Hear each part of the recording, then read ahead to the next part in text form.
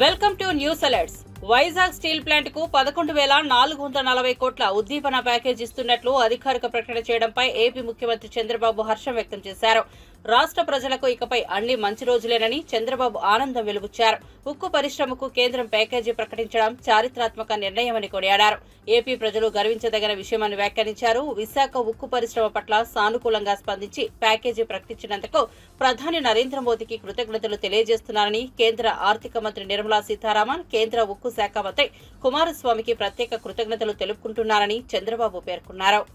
పైకి తీసుకురావడం ఎగ్జాంపుల్, ఒక ఇల్లు ఉంది, 5 మంది ఉన్నారు, ఇంటర్మీడియట్ చదువుతున్నాడు, వాడు 4 ఏళ్ళు చదివిస్తే BE అవుతుంది. స్కిల్ డెవలప్మెంట్ చేసి మోటివేట్ చేస్తే విల్ గెట్ ఎంప్లాయ్మెంట్. వాడికి కానీ తెలివితేటలు వస్తే కుటుంబాన్ని ఆదుకునే పరిస్థితులకు వస్తుంది. ఆ ఇంట్లో 5 మంది ఉన్నారు, ఒక చిన్న వ్యాపారం చేస్తారు, వ్యవసాయం చేస్తారు. వాళ్ళు ఏం చేస్తే ఆదాయం వస్తుందో వీళ్ళు చెప్పి హ్యాండ్ హోల్డింగ్ చేయగలిగితే 15,000 వచ్చేవాళ్ళు 30,000 చేయొచ్చు, 30,000 వచ్చేవాళ్ళు 60,000 చేయొచ్చు. అప్పుడు మనుషుల్ని ఆస్తిగా చూడమంటున్నాను నేను. అదనపు ఆస్తులన్నీ అదనపు ఆస్తులుగా చూడమంటున్నా. భూమి అదనపు ఆస్తి, వ్యాపారం అదనపు ఆస్తి, కానీ మనుషులు యాజ్ క్యాపిటల్. దాన్ని ఇప్పుడు ఏంటి, నేను కూడా ఒక గ్రామంలో పుట్టాను మా ఊర్లో. నేను అందుకే నేను పోయి చెప్పాను మా ఊర్లో చూసినప్పుడు. ఒకప్పుడు మా ఊర్లో కొండలంతా కూడా చెట్లని కొట్టేసి రాళ్లు కనపడేటి. ఇప్పుడు బ్యూటిఫుల్ గా కనీసం గ్రీన్ గా కనపడుతుంది హిల్ అంతా. రేపు రాబోయే రోజు నేను అది ఊహించుకున్నప్పుడు ఎంత ఆనందం కలుగుతుందంటే, నేను సోలార్ ఇచ్చేసాను అందరికి. 2,200 కుటుంబాలు సోలార్.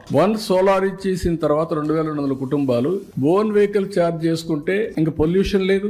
గ్యాస్ ఇస్తున్న పైప్ లైన్లు ఇచ్చేయమంటున్నాను. గ్యాస్ వస్తే చెట్లు కొట్టే పని లేదు, ట్రాక్టర్లు వచ్చేసాయి, డ్రిప్ ఇరిగేషన్ వచ్చింది. ఇంకా మడకల కోసం, ఐటి కోసం, కర్ర కోసం అడుగు పోయే పని లేదు. అక్కడుండే ఎయిర్ కూడా ఎంత ఫ్రెష్ గా ఉంటుందంటే అంత ఫ్రెష్ గా ఉంటుంది రేపటి నుంచి. That is most liveable place.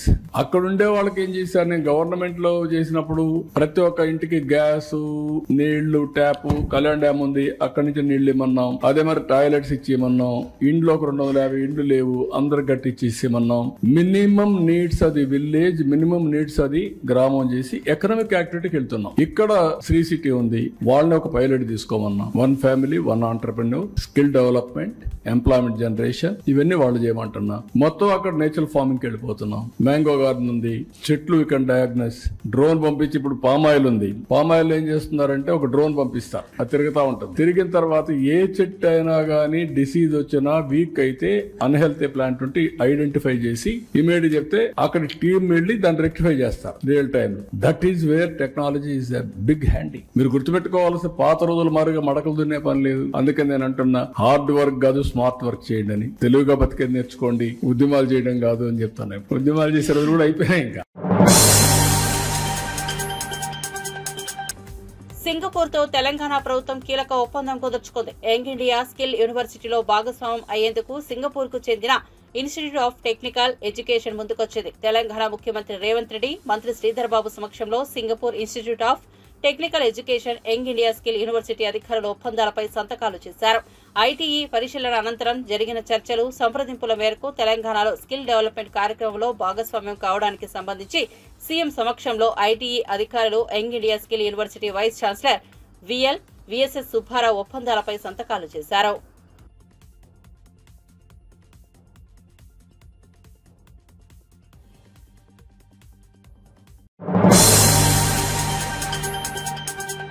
KTR నోటికి ఏది వస్తే అదే మాట్లాడుతున్నాడని, ఆయన మెంటల్ ఆసుపత్రికి వెళ్లడం ఖాయమని భువనగిరి కాంగ్రెస్ ఎంపీ చామల కిరణ్ కుమార్ రెడ్డి అన్నారు. బీఆర్ఎస్ వర్కింగ్ ప్రెసిడెంట్ కేటీఆర్ వ్యాఖ్యలపై ట్విట్టర్ వేదికగా స్పందించిన చామల హాట్ కామెంట్స్ చేశారు.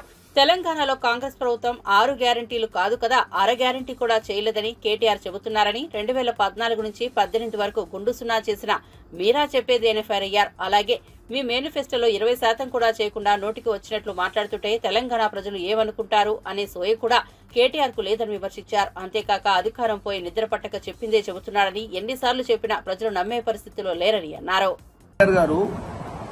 మీరు తెలంగాణలో కాంగ్రెస్ ప్రభుత్వం 6 గ్యారంటీలు కాదు, అర గ్యారంటీ కూడా ఇవ్వలేదంటారు.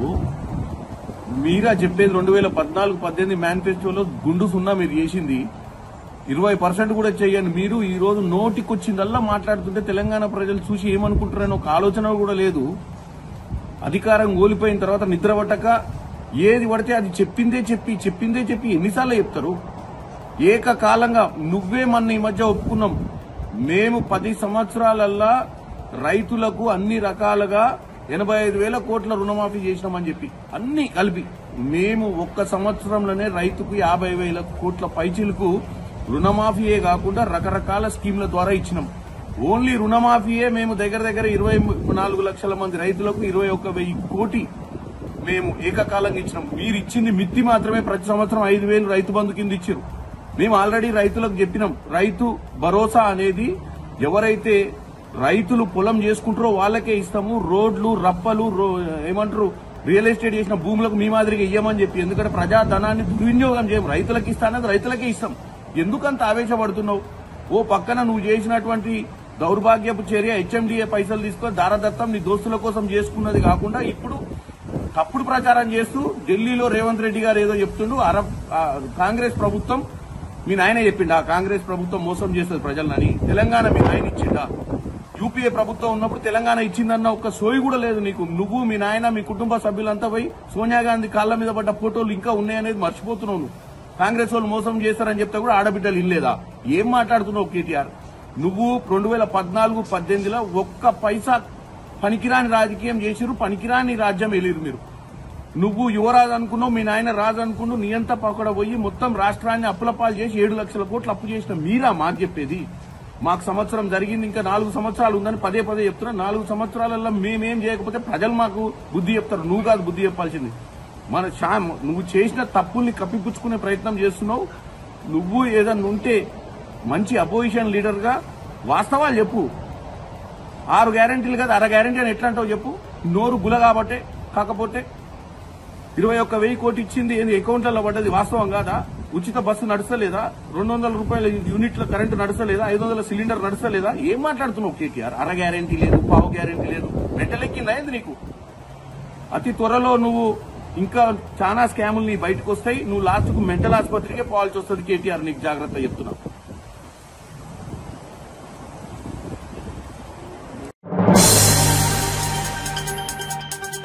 తిరుమల శ్రీవారిని పలువురు ప్రముఖులు దర్శించుకున్నారు. శుక్రవారం వీఐపీ ప్రారంభ విరామ దర్శన సమయంలో సినీ నిర్మాత అంబికా కృష్ణ, రచయిత విజయేంద్ర ప్రసాద్, నటీమణులు నీలిమారాణి, దివి వేరువేరుగా స్వామివారి సేవలో పాల్గొని వైకుంఠ ద్వార దర్శనం చేసుకున్నారు. దర్శనం అనంతరం వీరికి రంగనాయకుల మండపంలో పండితులు ఆశీర్వచనం చేసి స్వామివారి తీర్థ ప్రసాదాలను అందజేశారు.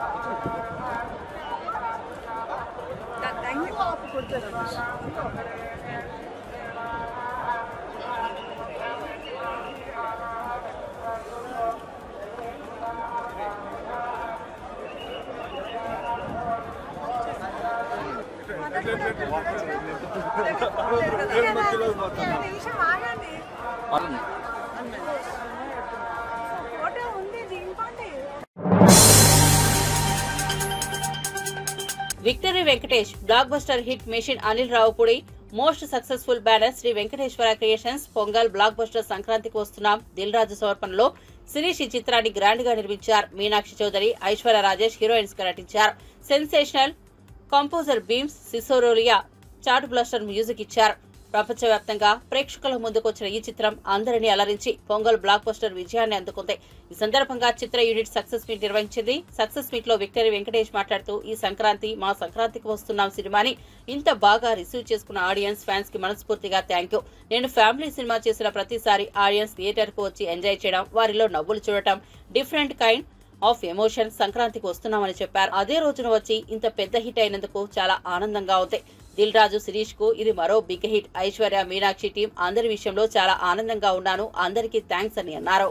For something spectacular, for something outstanding, and with all your positive vibes and with all your energy, ఈ రోజు మేము ఈ సినిమా తీసాం అండ్ సంక్రాంతికి వస్తున్నామని చెప్పాం. అండ్ మీరు సంక్రాంతికి ఇలా వచ్చి ఈ సినిమాని ఇంత సూపర్ డూపర్ హిట్ చేసినందుకు నిజంగా మనస్ఫూర్తిగా చాలా చాలా చాలా thanks. And as usual, I'm very bad at thanking everybody, but I really thank the whole unit and my fellow co-actors and all the technicians and the wonderful writing team and my director Anil and my producers Sirish and Dil. And I love you, ma. Thanks, ma. నాకు timing అంతా స్క్రీన్లో వస్తుందమ్మా, అక్కడ వస్తుంది. ఈ mic పట్టుకోమంటేనే నాకు కొంచెం ఇదిగా ఉంటుంది. మీరెవరో ఒక్కరు టక్కనేది అడిగితే ఏదో మాట్లాడతాను, లేకపోతే ఏనని ఎవరో ఒకరు నాకు ఏంటమ్మా F4 సార్ 4 F10 కూడా వస్తుందమ్మా. ఇదిగా 4 10 సంక్రాంతి అవి వస్తూనే ఉంటాయి. వస్తూనే ఉంటాం కదా, ఇస్తూ ఉంటాం. అంటే మీరు ఇలా ప్రేమతో అడిగితే అనిల్ తీస్తూనే ఉంటాడు, మేము వస్తూనే ఉంటాం. బట్ అవునమ్మా, ఓకే అంతొద్దులే అమ్మా, ఓకే అంతొద్దు. ఘర్షణలు అంట అవన్నీ 6 ప్యాక్లు రావాలమ్మా, కష్టం ఇప్పుడు. వద్దు ఈసారి వద్దు. ఈసారి తొడలు చూపెట్టాను కదా, అందరూ 6 ప్యాక్ నాకు ఇక్కడ ఉంటుంది, ఇక్కడ ఉంటుంది 6 ప్యాక్. ఓకే ఏంటమ్మా సంక్రాంతి అల్లుడు, దాన్నే డిసిప్లిన్ అంటారు. ఎవరో ఒకటి అడగండి, 4 అడిగితే ఎట్టమ్మా. ఏది సంక్రాంతి అల్లుడు అంట సార్. నేనా? ఓకే మా అల్లుడు. ఓకే. రంగారెడ్డి జిల్లా షాబాద్ లో ఏర్పాటు చేసిన బీఆర్ఎస్ రైతు ధర్నా సభలో మహిళా రైతు రేవంత్ రెడ్డి ప్రభుత్వాన్ని కడిగి పారేసింది. నాకు 4 ఎకరాల పొలం పోతే క్రాప్ లోన్ 54,000 తీసుకున్నారు, కానీ రుణమాఫీ కాలేదు. నాకు అందరికీ రుణమాఫీ అయిందని ముఖ్యమంత్రి అబద్ధం చెబుతున్నాడు. అందరికీ మాఫీగా అయింది, కానీ మాకు కాలేదు. 500 రూపాయలకే గ్యాస్ అన్నాడు, కానీ 900 తీసుకుంటున్నారు. తిరిగి 400 మా ఖాతాలో పడట్లేదు. రైతు బంధు కూడా రాలేదు. ఫ్రీ బస్సుల్లో పోతలేదు, అది ఒక్కటి నడుస్తున్నది. తులం బంగారం లేదు, 2,500 లేవు. మా ఆయనకు కేసీఆర్ 2,000 పెన్షన్ ఇచ్చిండు. ఇప్పుడు ఆ 4,000 పెన్షన్ ఎక్కడ పోయిందో పుల్లగీసి అంటు పెట్టాలి. మరి ఏం మంచిగా చేస్తుండో? ఫ్రీ బస్సు అని మగపిల్లలకు ఇజ్జత్ లేకుండా చేస్తుండు. ఇది పద్ధతి కాదు అని రేవంత్ రెడ్డి సర్కార్పై మహిళా రైతు చెన్నమ్మ రుసరుసలాడారు. ఏ ఊరు చెన్నమ్మ? మా కుమారుగూడెం సార్. ఎడా? కుమారుగూడెం. ఎంత దూరం ఉంటుంది ఇక్కడికి? ఎంత దూరం ఉంచేది ఇక్కడికి? 2 కిలోమీటర్. 2 కిలోమీటర్. ఇప్పుడు రేవంత్ రెడ్డి ప్రభుత్వం కాంగ్రెస్ వాళ్ళు రుణమాఫీ చేస్తా అని చెప్పారు. మీకు లోన్ ఉన్నదా? 54,000 సార్, కాలేదు. 54,000 లోన్ ఉన్నది, మీకు కాలేదు. పక్కన ఇప్పుడు ముఖ్యమంత్రి అబద్ధం చెప్తుండా, చెన్నమ్మ అబద్ధం చెప్తుందా? ముఖ్యమంత్రి చెప్తానే బ్యాంకులు రాలేదని. అట్లా కాదు, ముఖ్యమంత్రి అబద్ధం చెప్తుండా, చెన్నమ్మ అబద్ధం చెప్తుండా? మరి మాకు రాలేదు. మరి కేసు ఎవరి మీద పెడదాం? ముఖ్యమంత్రి మీద పెడదామా, చెన్నమ్మ మీద పెడదామా? ఎవరి మీద పెట్టాలి? మోసం చేసిన మీద కేసు పెట్టాలనా లేదా? పెట్టాలి. మరి గ్యాస్ గురించి కూడా 500 అన్నారు. మరి 500 900 తీసుకుంటుండ్రు, 400 బ్యాంకులు పడతలేవు. పడుతున్నాయా? పడతలేవా? పడతలేవు సార్. లేవా? పడతలేవు. అది కూడా గ్యాస్ ముచ్చట్నే అయిపోయిందా? అది గ్యాస్ లోన్ నాకు 4 ఎకరాల భూమి ఉంది సార్. 4 ఎకరాలు ఉన్నది. పల్లె సార్, పల్లె మేడం. రైతు బంధు వాళ్ళే, రుణమాఫీ కాలే.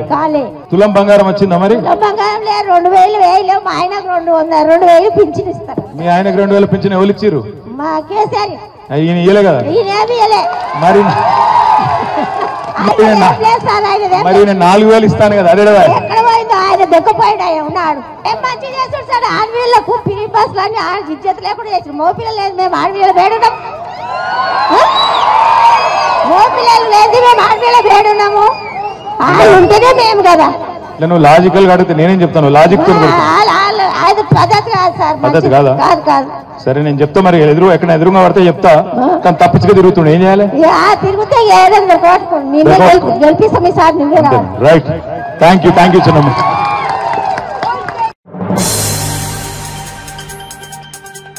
తెలంగాణలో జనవరి 26 నుంచి కొత్త రేషన్ కార్డుల జారీ ప్రక్రియ ఉంటుందని రాష్ట్ర ప్రభుత్వం ఇదివరకే ప్రకటన చేసిన సంగతి తెలిసిందే. అయితే తాజాగా రేషన్ కార్డుల జారీపై మంత్రి పొన్నం ప్రభాకర్ మరింత క్లారిటీ ఇచ్చారు. పాత రేషన్ కార్డులను తొలగించడం లేదని మంత్రి పొన్నం ప్రభాకర్ స్పష్టం చేశారు. ప్రతిపక్షాలను రెచ్చగొట్టే ప్రయత్నం చేస్తున్నాయని, వారి తప్పుడు సమాచారం నమ్మవద్దని మంత్రి పొన్నం ప్రభాకర్ కోరారు.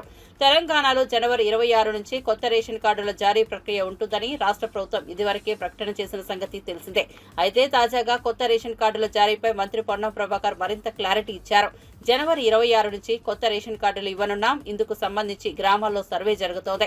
తెలంగాణలో ఇప్పటికే 2,81,00,000 మందికి సంబంధించి ఇప్పటికే 90 లక్షల రేషన్ కార్డులు ఉన్నాయి. అయితే వాటికి సంబంధించిన అంశం ప్రస్తావన ఇప్పుడు కొత్త రేషన్ కార్డుల జారీలో లేదు.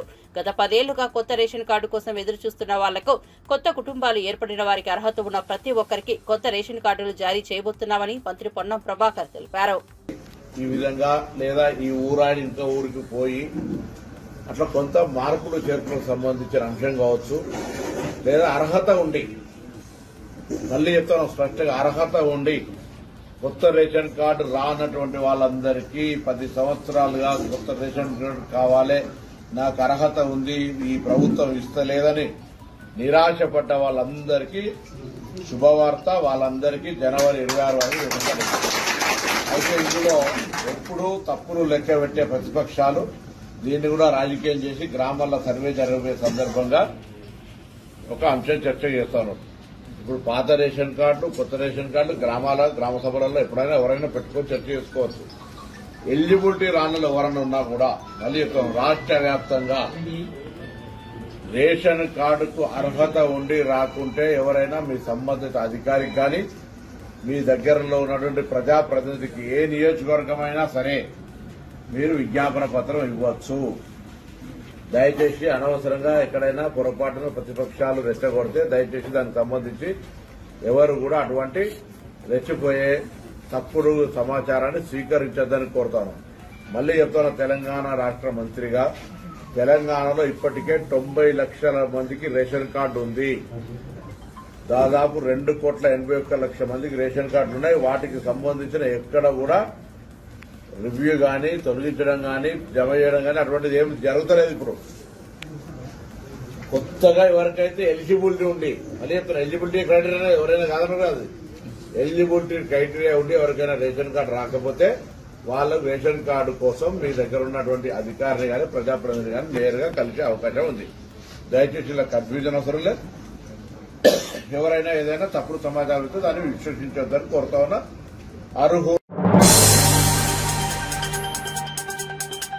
రాష్ట్రంలో ఏ ఒక్క ఊర్లోనైనా 100% రుణమాఫీ అయిందని రాసిస్తే బీఆర్ఎస్ ఎమ్మెల్యేలంతా రాజీనామా చేస్తామని సీఎం రేవంత్ రెడ్డికి బీఆర్ఎస్ వర్కింగ్ ప్రెసిడెంట్ కేటీఆర్ సవాల్ విసిరారు. రంగారెడ్డి జిల్లా షాబాద్ లో ఏర్పాటు చేసిన రైతు సభలో కేటీఆర్ పాల్గొని ప్రసంగించారు.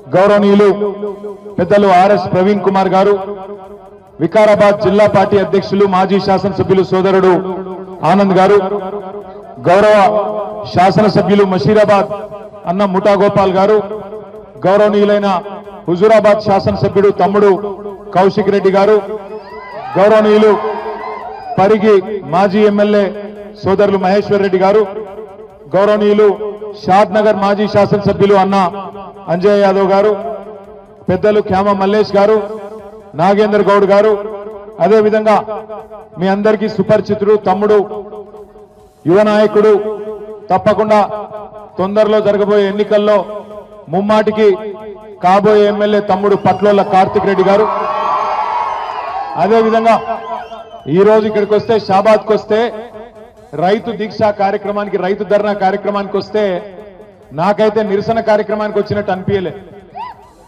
ఆ జేసీబీలేంది, ఆ పూలేంది, ఇదేదో ఈ మోసకారి కాంగ్రెస్ ప్రభుత్వాన్ని మళ్ళా ఓడగొట్టి చేవెళ్లలో మళ్ళా గులాబీ జెండా ఎగిరేసి ఖచ్చితంగా మళ్ళీ కేసీఆర్ గారు తిరిగి ముఖ్యమంత్రి అయినంత గొప్పగా ఈరోజు స్వాగతం పలికిన మా తమ్ముడు యువ నాయకుడు పట్నం అవినాష్ రెడ్డి గారికి, అదేవిధంగా తమ్ముడు శుభప్రద్ పటేల్ గారికి, కొడంగల్ రైతుల తరఫున 37 రోజుల పాటు జైలు జీవితం గడిపిన కొడంగల్ కు మళ్ళీ తిరిగి తప్పకుండా రేవంత్ రెడ్డిని ఓడగొట్టి తిరిగి కాబోయే ఎమ్మెల్యే అన్న పట్నం నరేందర్ రెడ్డి గారు, అదే మాదిరిగా వేదిక పైన ఉన్న నాయకులు పేరున ఎవలోల పేర్లు అయితే నేను చెప్పలేదు, మండల పార్టీ అధ్యక్షుడు నరసింహరావు గాని ఇంకెవలోల పేర్లు చెప్పలేదో మీరు మనసులనే తిట్టుకోవాలి, బయట తిట్టొద్దని కోరుతూ మా తమ్ముడు శాసన మండలి సభ్యుడు నవీన్ కుమార్ రెడ్డి గారు, అదేవిధంగా వేదిక ముందున్న ఓపికగా కూర్చున్న మా అక్క చెల్లెన్లు, మా అన్నదమ్ముళ్ళు, హైదరాబాద్కి వెళ్లి ప్రత్యేకంగా వచ్చిన మా పత్రికా మిత్రులు, పేరున అందరికీ హృదయపూర్వకంగా నమస్కారం తెలియజేస్తా ఉన్నా. మీ అందరికి ఆకలి అవుతుంది, నాకెరికే కొంతమంది కళ్ళ పడతలేదు. ఎట్లెట్లా నువ్వు ఆగ్రాబాయి నువ్వు లొల్లిపెట్ట కాదు, ఆగు, నా లొల్లి నాది, నీ లొల్లి నీది. అయితే పొద్దున షాబాద్కి వస్తున్నా, వచ్చేటప్పుడు ఎవరో ఏం మాట్లాడుతురో చూద్దామని ఆయన పేపర్ తీసి చూసే వరకు నేను గత సంవత్సర కాలంలో చూసిన బెస్ట్ జోకు, అత్యుత్తమ జోకు పొద్దున పేపర్లో చూసిన. ఏంటిదా జోక్ ఎరికేనా? తెలంగాణలో ఫార్ములా ఈ కార్ రేస్ కేసులో భాగంగా హైదరాబాద్ లోని ఈడీ కార్యాలయంలో బీఆర్ఎస్ వర్కింగ్ ప్రెసిడెంట్ కేటీఆర్ విచారణకు హాజరైన విషయం తెలిసిందే. విచారణ అనంతరం ఆయన మీడియాతో మాట్లాడుతూ కాంగ్రెస్ పై తీవ్ర విమర్శలు చేశారు. కేటీఆర్ వ్యాఖ్యలపై టీపీసీసీ ప్రధాన కార్యదర్శి అద్దంకి దయాకర్ తాజాగా ఎక్స్ వేదికగా విమర్శలు గుప్పించారు. కేటీఆర్ నేరారోపణ చేయబడ్డ ముద్దాయిని పక్కన పెట్టి తనే ప్రభుత్వాన్ని, పోలీసులను డైరెక్ట్ చేస్తున్నట్లు కనిపిస్తోందని అభిప్రాయపడ్డారు. కేటీఆర్ నేరారోపణ చేయబడ్డ ముద్దాయి అనే అంశాన్ని పక్కన పెట్టేసి తనే ప్రభుత్వాన్ని డైరెక్ట్ చేస్తున్నట్టుగా, తనే పోలీసులను డైరెక్ట్ చేస్తున్నట్టుగా కనబడుతున్నది. నిన్ను ఏసీబీ విచారణ చేస్తుంది, ఏసీబీ నువ్వు విచారణ చేస్తలే. ఏదో వెనకటికి బ్రహ్మానందం అలీ దాంట్లో అలీ మిషన్ డిటెక్ట్ చేసినట్టు, అలీ మిషన్ చెక్ చేసినట్టు నువ్వు ఏసీబీని చెక్ చేయాల్సిన అవసరం లేదు, ప్రభుత్వాన్ని చెక్ చేయాల్సిన అవసరం లేదు. అది గుర్తుపెట్టుకుంటే మంచిది. చేసేది దొంగతనం, పైగా మళ్ళీ డాంబికాలు, ఓవర్ యాక్షన్స్, ఓవర్ రియాక్షన్స్. నిన్నెవరు అడిగింది, ఎవరు చెప్పమన్నారు? అవన్నీ ఇంటర్నల్ గా జరిగే వాటిని, పోలీసుల ఇంటర్నల్ గా జరిగే వాటిని బయట చెప్పొచ్చా? ఇంటరాగేషన్ అంశాలు బయట చెప్పొచ్చా? ఆ సోయి కూడా లేదా? మీరు గతంలో నర్సింహారెడ్డి గారి కేసులో ఎంక్వైరీ కమిషన్ ఎట్లా అంశాలను చర్చించిన అంశాలు బయట పెడతాని మీరు కోర్టుకు పోయిండ్రు. ఈ లోపల జరిగే అంశాలన్నీ బయట చెప్తున్నట్టుగా నాకేం అడగలే, నేనే అడిగినా, నేనే చెప్పినా అని చెప్పి ఏవైతే డాంబికాలు ఉన్నాయో బంద్ చేస్తే మంచిది. తర్వాత కోర్టులు, చట్టం, న్యాయం పట్ల గౌరవం ఉంటే ఆ వ్యవస్థల పట్ల గౌరవంగా వ్యవహరించడం నేర్చుకోవడం మంచిది అనేది నా హితవు. రేపటి రోజున ఏం జరుగుతుందో ప్రజలు చూస్తారు, ఇలా లోకం తెలుస్తుంది. కానీ నీ యొక్క ఓవర్ యాక్షన్స్ బంద్ చేస్తే మంచిది అనేది నా యొక్క ఆలోచన.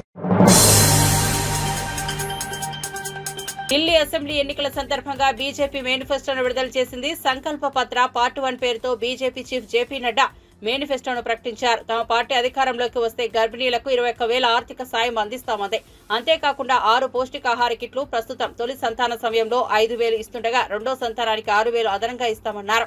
పేద కుటుంబాలకు 500 రూపాయలకే ఎల్పీజీ సిలిండర్ ఇస్తామంది. ఏటా దీపావళి, హోలీ సమయాల్లో ఉచితంగా 1 సిలిండర్ ఇస్తామన్నారు.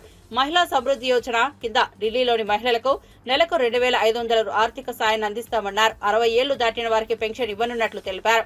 60 నుండి 70 ఏళ్ల వయోవృద్ధులకు 2,500, 70 ఏళ్లు పైబడిన వారికి 3,000 పెన్షన్ ఇస్తామని ప్రకటించారు. ट्रांसपोर्टेशन की फैसिलिटी कितनी बढ़ाई, सो लास्ट माइल डिलीवरी, इसलिए हम उसको सुदृढ़ीकरण भी करेंगे और साथ में भ्रष्टाचार मुक्त करेंगे. We will eliminate all the scopes of corruption जिस पर आपदा पार्टी थ्राइव करती है. अभी हम लोगों ने तय किया है कि हम भारतीय जनता पार्टी के संकल्प में इस बात को जोड़ते हैं कि महिला समृद्धि योजना के तहत प्रति माह 2500 रुपए हर महिलाओं को दिया जाएगा और पहली कैबिनेट मीटिंग में महिला समृद्धि योजना फर्स्ट कैबिनेट मीटिंग में पारित किया जाएगा और दिल्ली की महिलाओं को 2500 रुपए प्रति माह देने का संकल्प भारतीय जनता पार्टी लेती है। आयुष्मान भारत में हमने तय किया है कि दिल्ली की सरकार बनने पर प्रथम कैबिनेट में हम आयुष्मान भारत को जो केंद्र सरकार की स्कीम है उसको लेटर और स्पिरिट में पहली कैबिनेट में इंप्लीमेंट करेंगे और इसके साथ साथ हम 5 लाख रुपए का दिल्ली सरकार की तरफ से एडिशनल हेल्थ कवर देंगे, यानी टोटल 10 लाख रुपए का हेल्थ कवर आयुष्मान भारत के तहत मिलेगा। मैं ये भी बताना चाहता हूं कि इनके मोहल्ला क्लिनिक्स में फ्रॉडुलेंट लैब टेस्ट हुए, फ्रॉड हुआ है और उसी तरीके से लगभग 300 करोड़ रुपए का स्कैम हुआ है। हमारी सरकार आने पर इन सब की जांच पूरी तरीके से होगी, दूध का दूध पानी का पानी होगा। वरिष्ठ नागरिकों के बारे में मैं कहना चाहूंगा कि उनके जीवन को सरल और सफल बनाए, इसके लिए हम लोगों ने राजस्थान में उनके पेंशन में बार बार बढ़ोतरी की है और यहाँ मैं इस बात की घोषणा करता हूं कि हमारी सरकार 60 से 70 वर्ष के बुजुर्गों के लिए, एल्डर सिटीजन्स के लिए उनकी सीनियर ఆర్థిక కష్టాల్లో ఉన్న వైజాగ్ స్టీల్ ప్లాంట్కు పునరుజ్జీవ ప్యాకేజీ కేంద్రం ప్రకటించింది. మొత్తంగా 11,440 కోట్ల ప్యాకేజీని ఇవ్వబోతున్నట్లుగా కేంద్ర మంత్రి అశ్విని వైష్ణవ్ ప్రకటించారు. కేంద్ర కేబినెట్ సమావేశంలో ఈ మేరకు నిర్ణయం తీసుకున్నారు. మొదట 17,000 కోట్ల ప్రచారం జరిగింది. తర్వాత 10,330 కోట్లు అని చెప్పుకున్నారు. అయితే అధికారికంగా 11,440 కోట్ల రూపాయలను కేంద్రం స్టీల్ ప్లాంట్ రివైవర్ ప్యాకేజీ కింద ప్రకటించింది. साथियों, माननीय प्रधानमंत्री श्री नरेंद्र मोदी जी ने RINL के रिवाइवल के लिए 11,440 करोड़ रुपए का पैकेज कल कैबिनेट की CCEA में अप्रूव किया है। ये बहुत बड़ा एक रिवाइवल पैकेज है। RINL देश के स्टील सेक्टर में एक बहुत इम्पोर्टेंट कंपनी है जो कि आंध्र प्रदेश में स्थापित है और ये यूनिकनेस है इसकी कि ये पोर्ट बेस्ड स्टील प्लांट है। इसमें जो हिस्टोरिकल प्रॉब्लम्स थी उनको सॉल्व करने के लिए फ्रेश इक्विटी इन्फ्यूजन और वर्किंग कैपिटल को प्रिफर्ड शेयर कैपिटल के हिसाब से 11,440 करोड़ रुपीस का पैकेज बना है। इससे RINL के फंक्शनिंग में इमीडिएट इम्प्रूवमेंट आएगा। शुरुआत में 2 ब्लास्ट फर्नेसेस से काम स्टार्ट कर देंगे जल्दी से और अगस्त तक आते आते 3 ब्लास्ट फर्नेस से फंक्शनिंग इसकी पूरी होगी।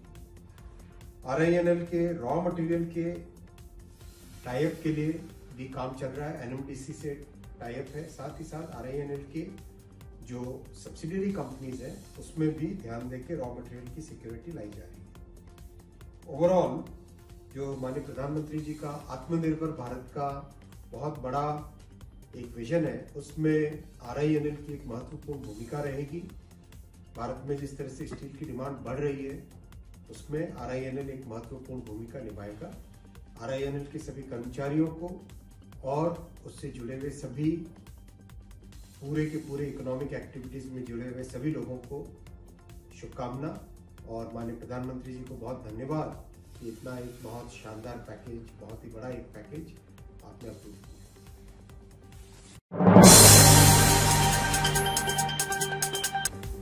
ములుగు జిల్లా గోవిందపేట మండలంలో ఆర్టీసీ బస్సుకు ప్రమాదం తప్పింది. మచ్చాపూర్ చల్వాయి గ్రామంలో సమీపంలో జాతీయ రహదారిపై స్టీరింగ్ లాక్ కావడంతో బస్సు ఒక్కసారిగా పొలాల్లోకి దూసుకెళ్లింది. ఆ సమయంలో బస్సులో 50 మంది ప్రయాణికులు ఉన్నారు. ఈ ఘటనలో పలువురు స్వల్పంగా గాయపడ్డారు.